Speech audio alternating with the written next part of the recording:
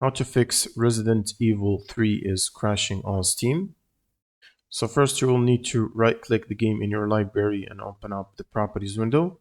And in the general tab, you want to add -DX11 to the launch options. And if for some reason the DX11 is not supported, you can try DX10. And now you want to go to installed files and verify the integrity of game files.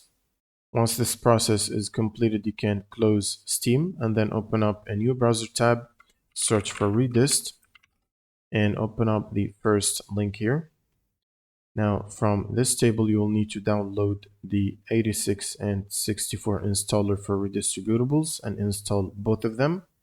Once it's completed, it will ask you to restart your computer. And right after the restart, you'll also need to check if you have the latest game ready or GPU drivers. If you're running NVIDIA GPU, you can use the NVIDIA app to download the latest drivers.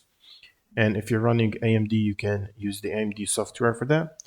And once you've downloaded and installed the latest drivers, you will need to launch Steam as admin before opening the game. Right click on Steam and run as admin. And then just launch the game from your library. This should fix the crash problem. If you find this helpful, leave a like and a comment, and see you on the next one.